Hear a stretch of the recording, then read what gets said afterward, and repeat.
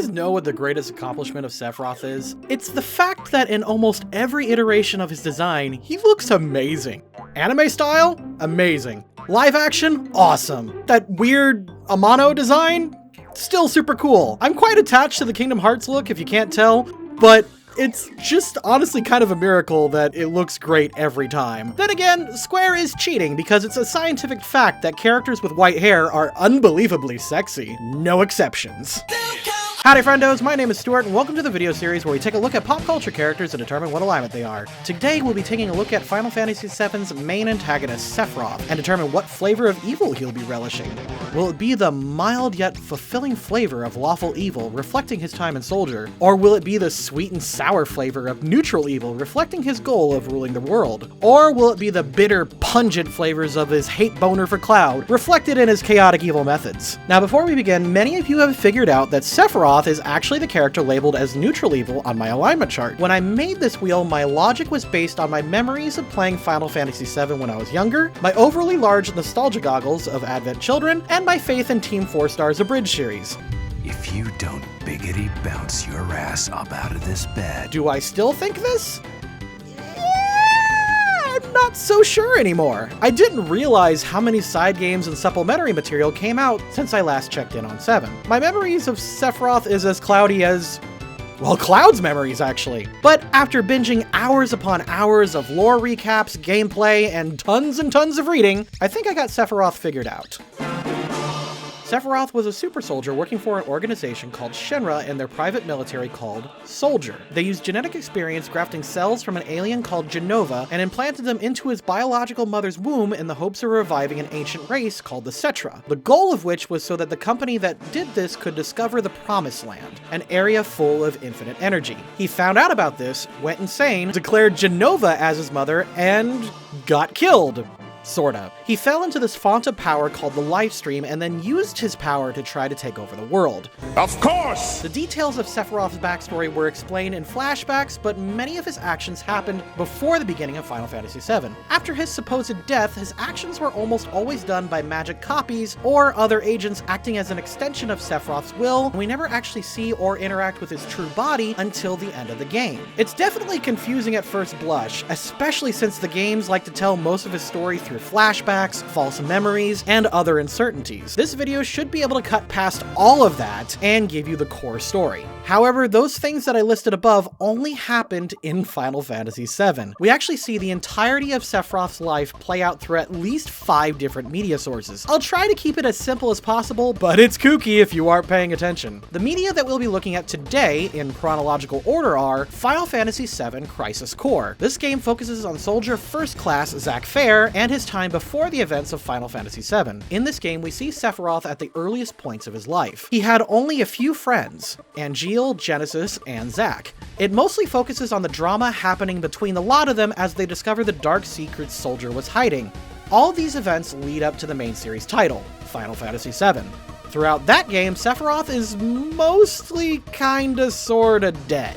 You see, there are these magic clones that can transform into Sephiroth's likeness and do his bidding. Sephiroth is magically or mentally controlling these things, and all the actions they do are his will and will be counted towards his alignment shifts. Next, there is Last Order Final Fantasy VII, a one-shot anime OVA that really defines what happened during the Nibelheim event and Sephiroth's death. Final Fantasy VII Before Crisis, a game that came out exclusively in Japan on certain mobile phones. I'm not kidding. In it, you play as a member of the Turks, who are basically Final Fantasy VII's Mafia, also working for Shinra. In it, Sephiroth makes a few unique appearances that are both canon and that are supposedly to fill in the blanks of a few of Sephiroth's actions. There isn't a ton to take in from it, but we're going to use this to avoid the actuallys from the superfans. Which brings us into Final Fantasy Advent Children, a story that takes place 2 years after the events of Final Fantasy VII. In this movie, 3 Sephiroth remnants, I suppose, are trying to collect the remaining Jenova selves in the belief that they'll be reunited with her. In reality, they are being motivated and pushed by Sephiroth's will. Because of this, we will consider most of their actions as if they were being made by Sephiroth himself, because they are remnants of Sephiroth's personality and will. There are certain times, though, where they seem to be operating under their own "am I a real boy" thing, and I will address them and dismiss them as needed. Technically, there were also a few light novels that explain a few things, and I'll bring them up when we get to them, but their continuity is tenuous. I'm going to count them anyway, just to show that I did do my homework in this. Starting his story at the beginning of Crisis Core, we see Sephiroth at his best. Sephiroth begins his life at Shinra and begins his story within Soldier. Sephiroth is Shinra's most powerful asset, being a first-class war hero that is in a league above his own, even among the best in Soldier. He follows orders and delegates command with complete and total professional attitude. Normally this would put him at the typical lawful neutral, but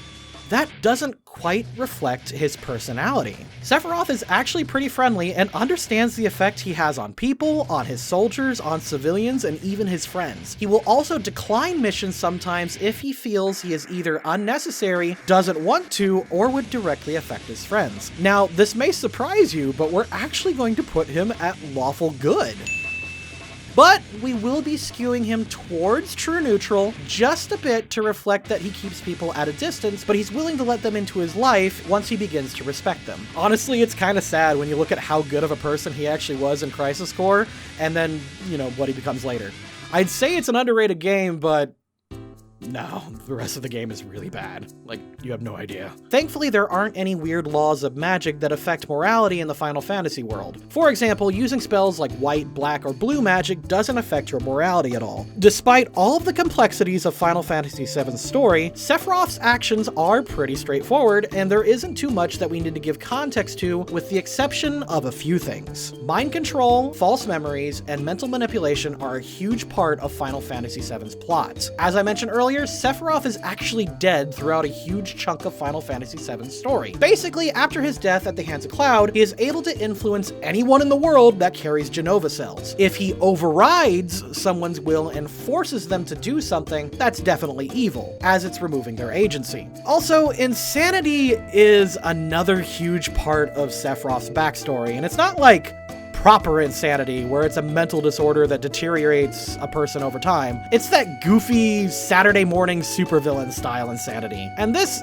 is hard to judge because it's unclear if it's a consequence of a mental triggering, or some sort of magical manipulation, or even possibly Jenova's influence. Because it's implied that Sephiroth mostly just got upset, I will not be doing anything extra special to his alignment dings. Instead, we will treat it as if the actions are normal. If you disagree with me, that's fine, I understand, but I don't think we're looking at any sort of magical or mental influence. And finally, there are lots of internal conflicts within Final Fantasy VII's own lore. We have no less than 4 different interpretations of the Nibelheim event: Crisis Core, Final Fantasy VII, Before Crisis, and a one-shot anime called Last Order. If there's any lore conflict, we're just going to be using the interpretation that was produced latest and thus the most up-to-date retcon. And with that, let's go.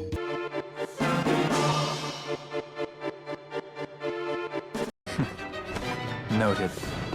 Sephiroth and his friends are having a friendly training fight. Genesis starts to take it kind of personal and goes serious with him. Sephiroth, recognizing and respecting his wishes, takes him as serious as possible. I'm gonna say neutral good.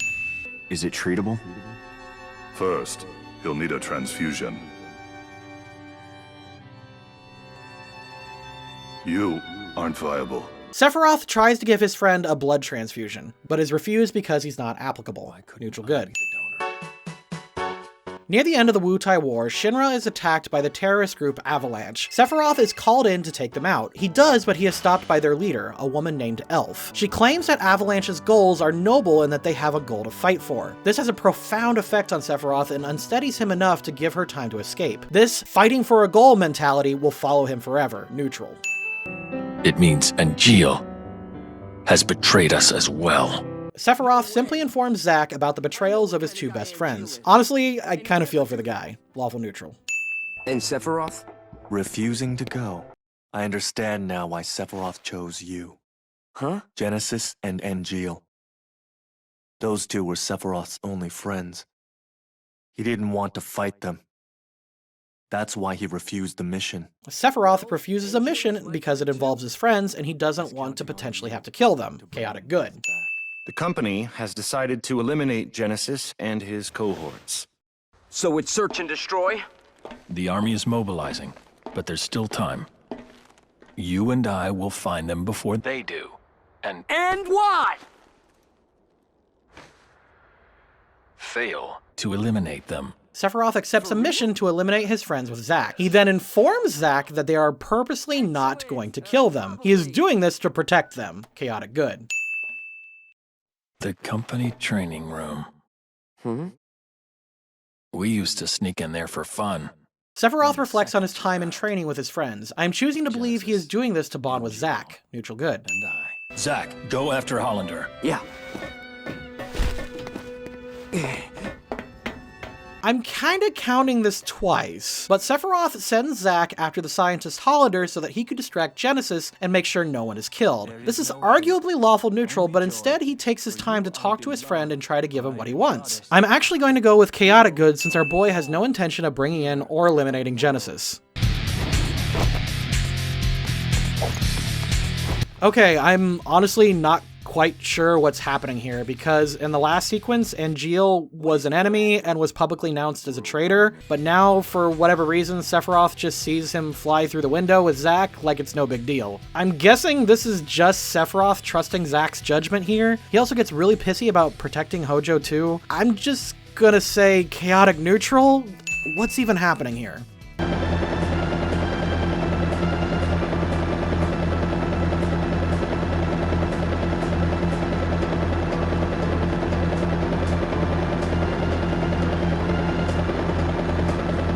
Sephiroth protects both the player Turk, presumably Cisne if Crisis Core is to believe, and Hojo from Avalanche. Lawful good. Mission failed. This goes on your permanent record. Zack and Sephiroth speculate on what the hell is happening with the plot. Honestly, I would like to know too. But once they realize they need to separate again, Sephiroth notices that Zack is clearly upset and reassures them that they can hang out later. Neutral good. Our orders are to investigate the reactor. They mention nothing of old friends. Depending on what happens, I may abandon Shinra. Sephiroth and Zack prepare to go out to Nibelheim to investigate a report. Sephiroth straight up says he may abandon Shinra and Soldier if he has to make an ultimate choice between his friends and his work. And he also delays setting out so Zack can tie up loose ends. Chaotic good. So, how does it feel? To be home after all this time. I have no hometown. I wouldn't know. Sephiroth checks on troop morale by making personal chats with the infantrymen. He seems genuinely interested in trying to relate to them since Cloud is the only person from Nibelheim, and he even gives them permission to visit friends and family. Lawful good.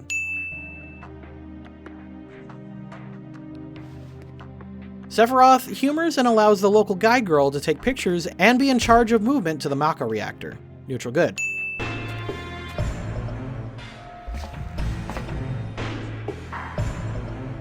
Tifa asks to be allowed inside, but Sephiroth insists that she can't since it's Shinra personnel only. However, he orders an infantryman, likely Cloud, to stay outside and guard her. Lawful good.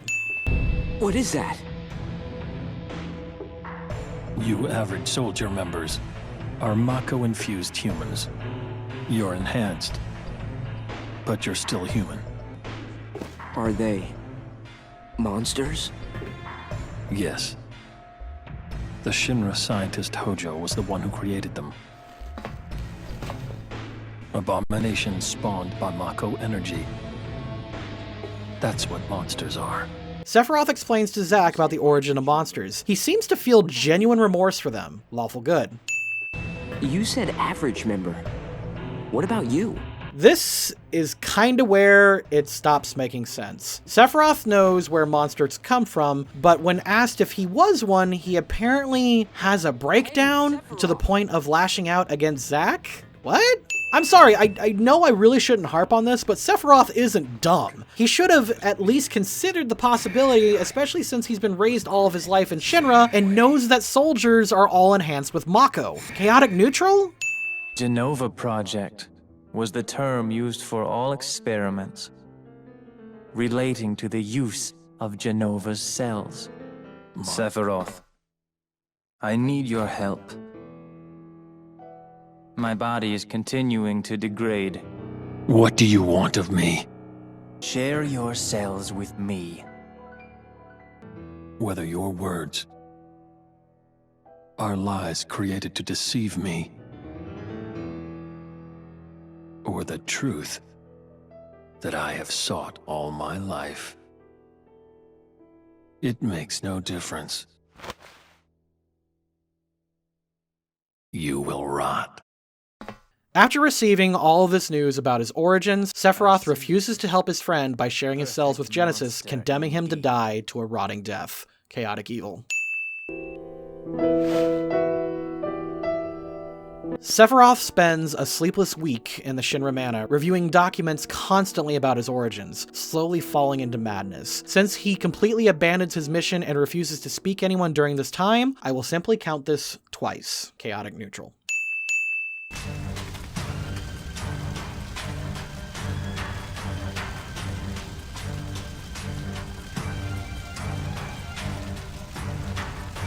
Sephiroth destroys Nibelheim as an act of perceived vengeance against everyday humans. Chaotic evil.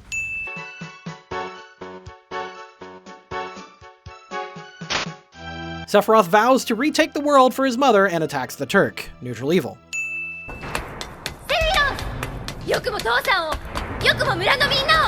Tifa tries to avenge her father. Sephiroth simply toys with her and then cruelly slices and knocks her down and out. Chaotic evil.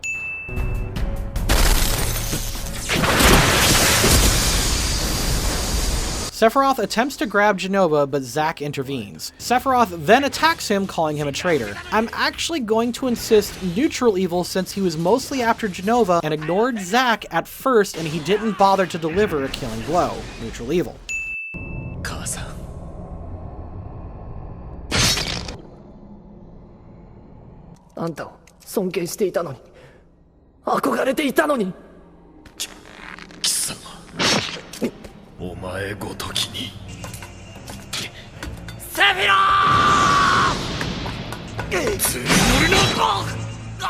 Sephiroth is pissed that Cloud got a fatal injury on him and decides to torture him. Chaotic evil.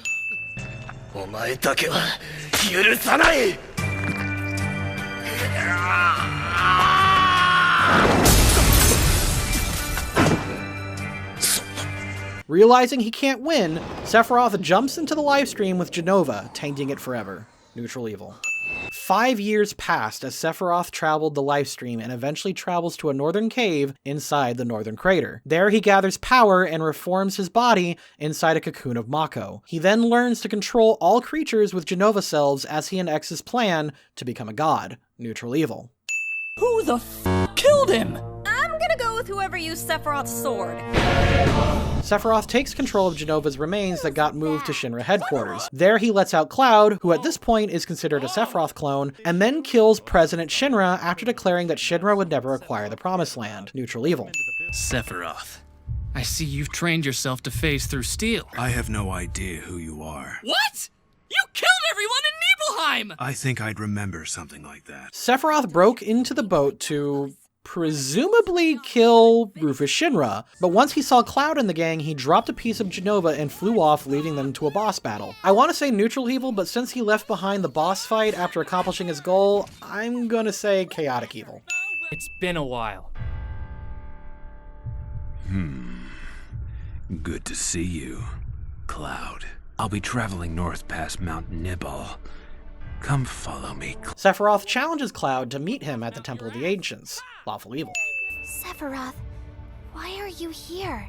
When the planet is injured, it uses energy to heal itself. But what would happen if there were an injury so large it could destroy the planet itself?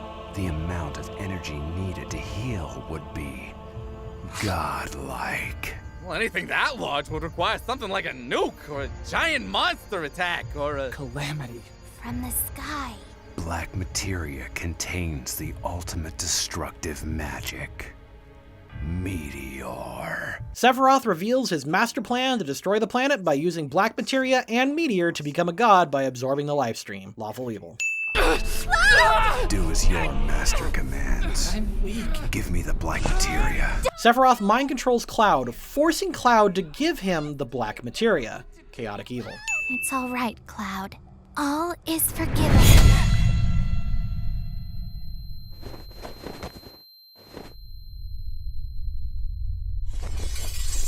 Jenova, taking form of Sephiroth, kills Aerith, attempting to stop her from summoning Holy. Chaotic evil. You're just a failed experiment created by Dr. Hojo. Sephiroth reveals the truth of Nibelheim's past. This would be lawful neutral, but he only does it to break Cloud's spirit. Chaotic evil. Wait, where's Cloud? He's in trouble.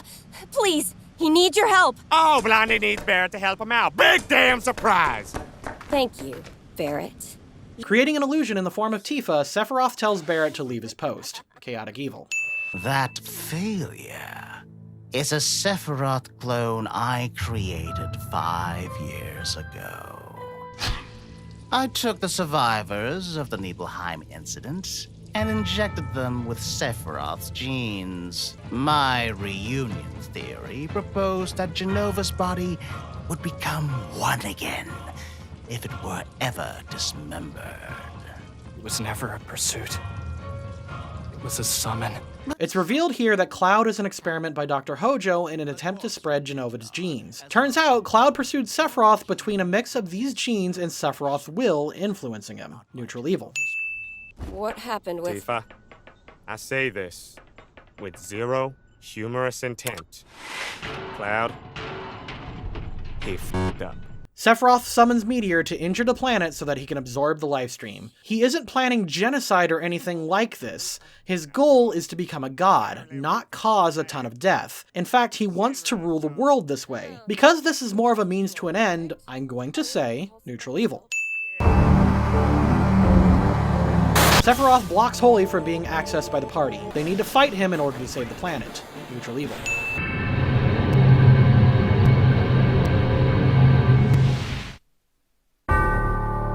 Sephiroth summons Cloud to fight him for one last fight, which goes very poorly for him. Chaotic evil. What poses the greatest threat? In the past 2 years between Final Fantasy VII and Advent Children, Sephiroth released a plague called Stigma. This is what causes Cloud to separate from the group. This was expanded upon in a novella called On a Way to Smile. Neutral evil. But Mother's with him. These three are the creations of Sephiroth from the livestream. Their creation was covered in a short novel called Final Fantasy VII, The Kids Are Alright, a Turk side story. Yes, really. Basically, they are all manifestations of Sephiroth's will, power, and personality. Their actions are a result of Sephiroth's will. In this scene, they are being unnecessarily cruel to the Turks who were investigating the North Caves. Chaotic evil.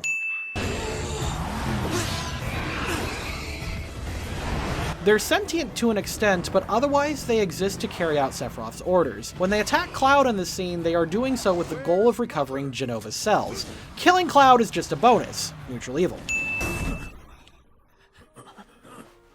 Kadaj attacks Rufus Shinra looking for Jenova's cells. He reveals his master plan and kills Turk agents. Normally this would be one of everything, but I'm just going to split the difference and call it neutral evil. Sephiroth mentally attacks Cloud through his Stigma infection. Chaotic evil.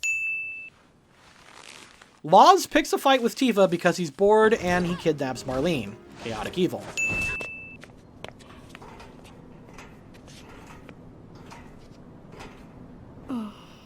Yazoo, yes, that's really his name, kidnaps a bunch of kids with Geostigma so they can throw them into the livestream to taint it. Neutral evil. That's why it's racking our bodies with pain and filling our hearts with doubt.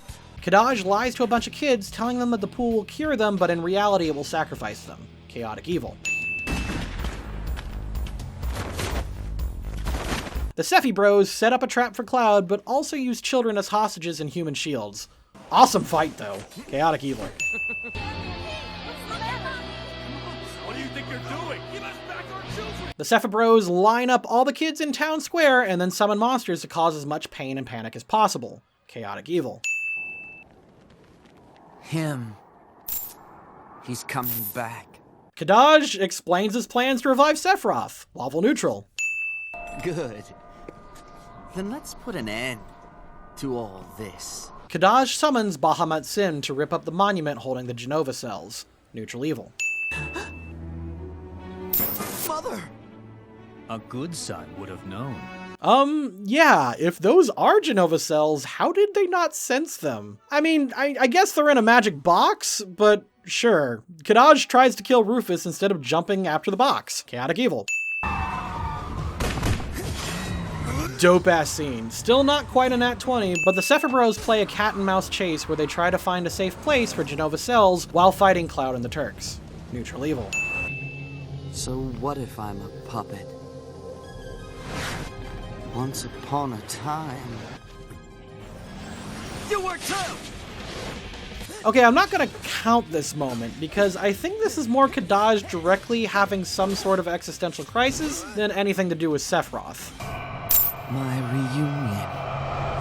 Bet you're dying to watch.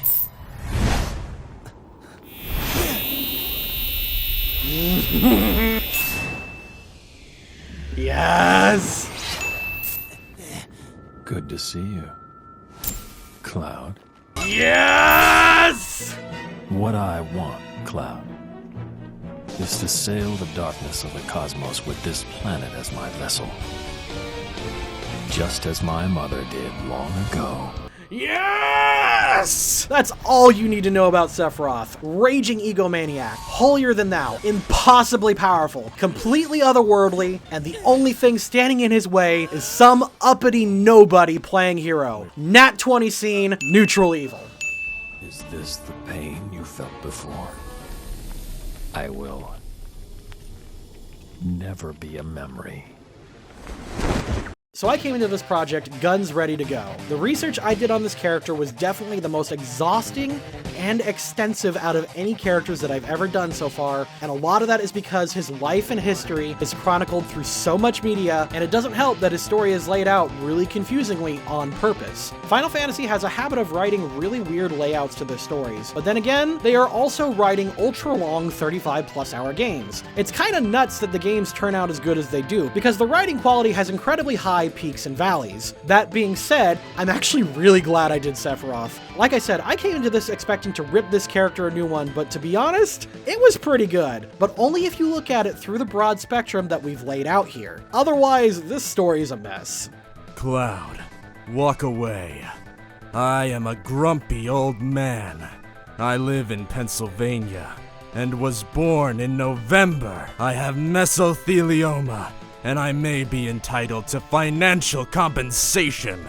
Final Fantasy VII was a story that was meant to be self-contained. You really didn't need to know too much about Sephiroth. He was just the antagonist and a means to an end. He was just a cool bad guy, and his relationship with the hero and his journey was incredibly effective and a good through line. He was the legend that Cloud wanted to be, and watching his journey from beginning to end was pretty incredible. Final Fantasy VII, despite all its flaws, is still really good to this day.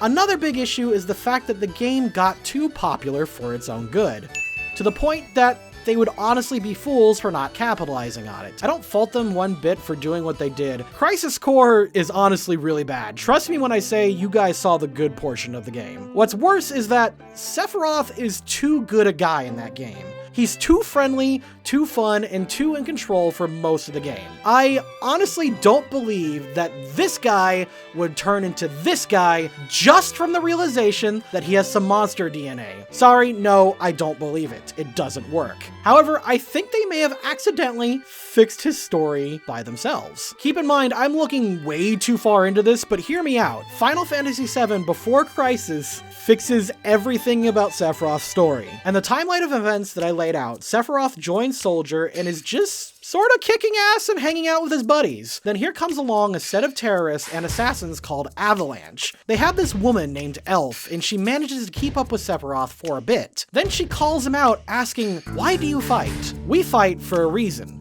This catches him so off guard that she manages to retreat from him. He even notes later, reflecting on her words, confused and unsure. I choose to believe that in this moment, Sephiroth reflects on why he does what he does. Why does he fight?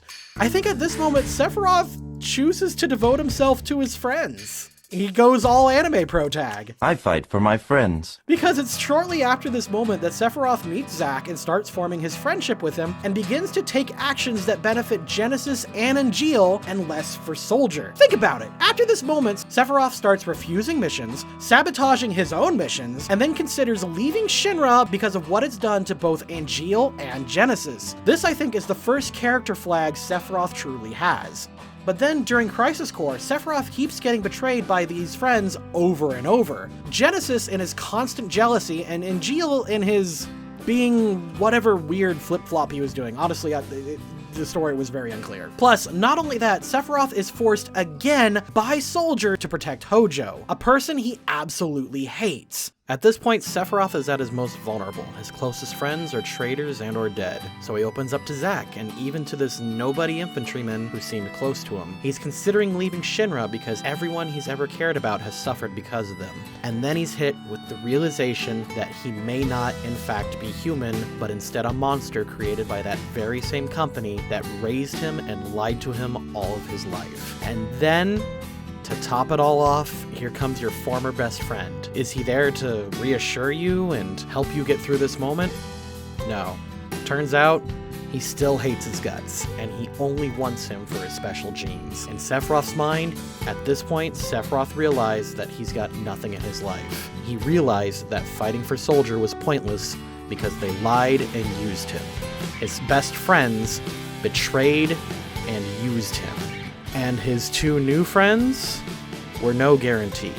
If anything, they would likely remain loyal to Soldier based on their ambition and their actions so far. So, left to his madness for a whole week, without sleep, he pores over texts and lore and documents until he just snaps. Done with it all, he destroys the town and betrays the last friend he ever had. And he does that before Zack has a chance to betray him. At least, that's how I'm choosing to look at it. Honestly, I'm probably overlooking this. Sephiroth was a total badass, and it was an absolute treat to work on this. Sephiroth started as this lawful good hero, and through some admittedly mixed quality of writing, ended up being the ultimate representation of evil in this world. Now, I don't ask this often, but please do like and share the video, and don't forget to subscribe. Research on this one and making this video was so difficult, I don't think I'll get another one out this week, otherwise I'll mess up my entire schedule. Watch our other alignment videos and our Pokemon D&D campaign. And I'll see you next time.